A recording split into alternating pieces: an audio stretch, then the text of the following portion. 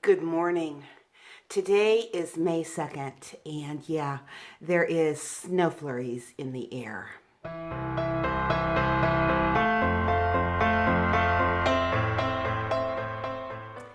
Yeah, I guess it's not that unusual. I went online and I looked, and yeah, they said that actually it's not unusual for there to be snowflakes and maybe even a light dusting of a half an inch on the ground. And I'm thinking, no, I gotta get my yard done. I gotta get my gardens done. Well, that's the way it goes, I guess, right? Anyways, it certainly is a morning that one needs to enjoy their cup of coffee. Nice and hot and steamy. I don't know if you can see that, but I can see it steaming from the corner of my eye. Anyways, there is something I want to do today. And yes, it has something to do with gardening, but not outside. And that is, I don't know if you remember these little pots here. Let me show you them. Um, oh, they're making lots of noise. I got these a few years ago, and I had planted some herbs, some basil, and a couple other things. I can't remember, and I've never really used them since, except for to put out on my window, which you might have seen in a past video here, just the last couple videos, but they're artificial. So yeah, they're a lot easier to take care of when they're artificial, aren't they?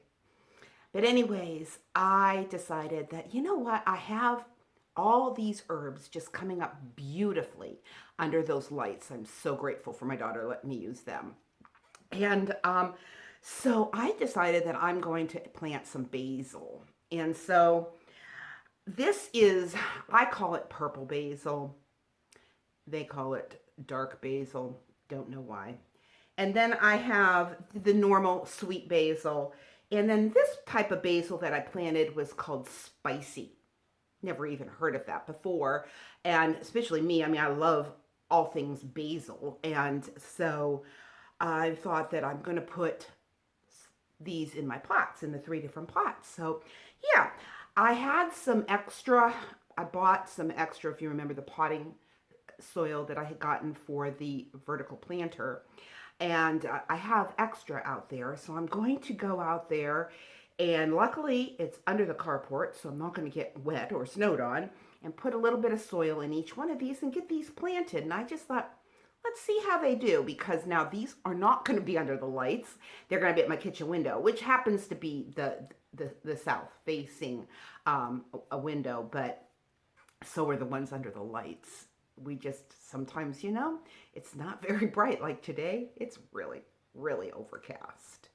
So anyways, that's what I'm going to do today. And yeah, there was something else I wanted to do. And you know what? It just popped right out of my head. I hate it when it does that.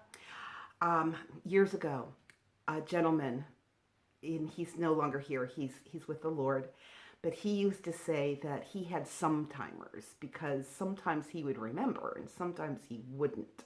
And I always remembered that. So yeah, I'm having a sometimers moment right now because there was something else I wanted to talk to you about. But anyways, hey, I'm going to go ahead and get this done, and I'll show you what that looks like. And yeah, I'll just talk to you in just a minute. Well, I got them completed, and yeah, they are certainly are tiny, and I think I needed to thin some more out because, believe it or not, I did thin them out. But I'll wait for them to get a little bigger, and then I'll thin some more out. But yeah, I just thought this might be kind of fun to be able to have fresh basil in the house.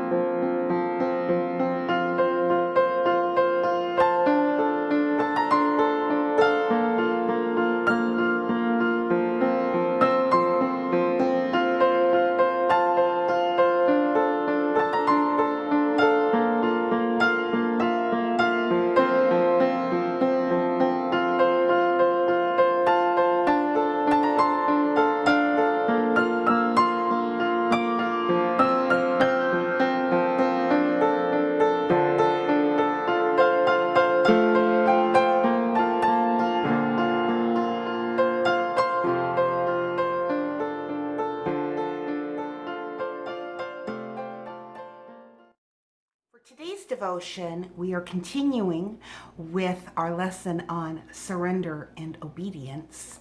And today we're going to start in John chapter 13, verse 17, that says, "If you know these things, blessed are you if you do them."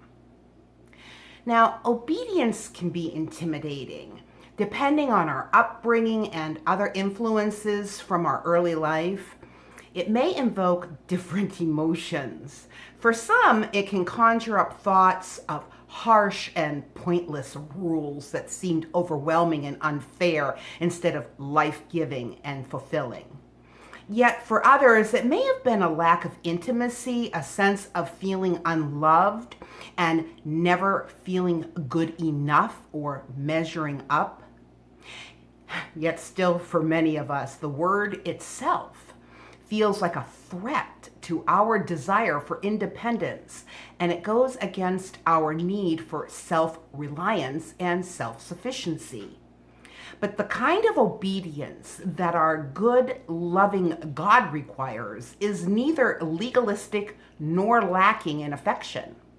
Although it places needed boundaries and demands on us, as in, if anyone wishes to come after me, he must deny himself and take up his cross and follow me, as we are instructed by Jesus in Matthew 16:24.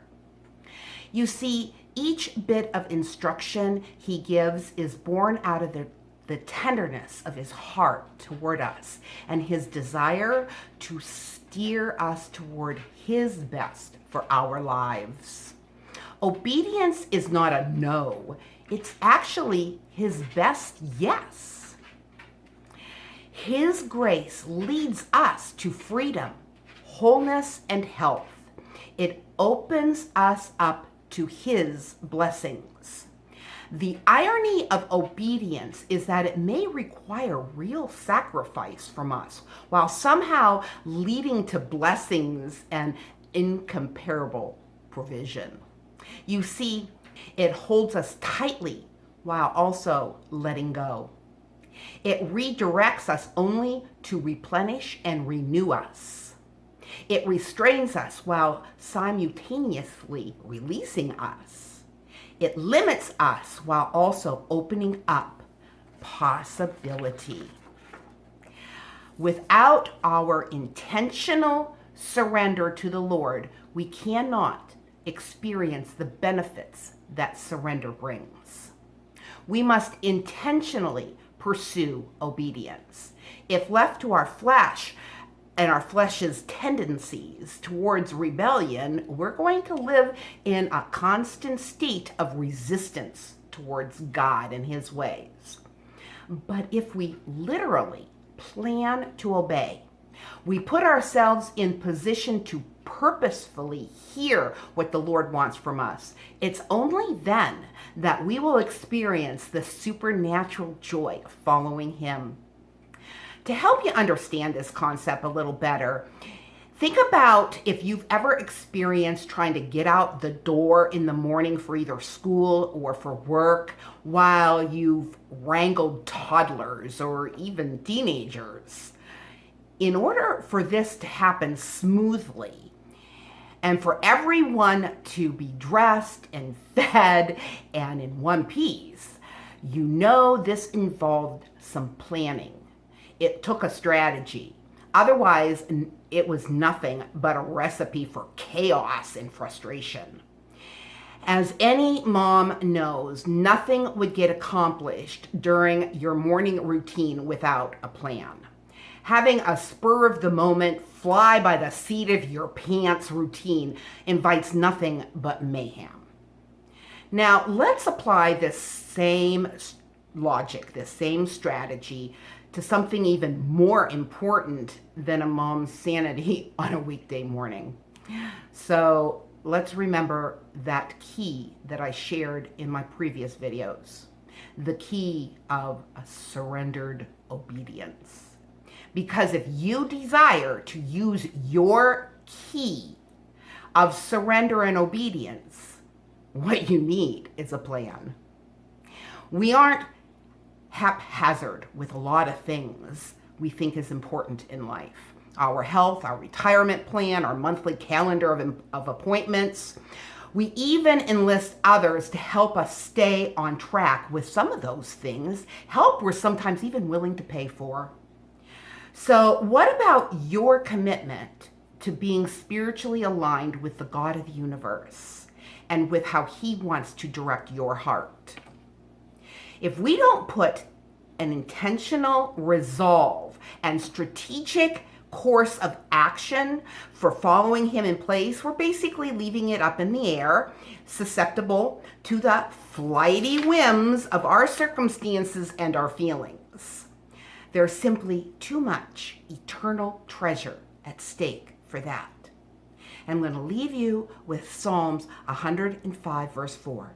Seek and deeply long for the Lord and his strength, his power, his might. Seek and deeply long for his face and his presence continually. And we will continue this lesson in surrender and obedience in our next video. And I want to ask you to do a favor for me. If you could please leave a thumbs up on this video.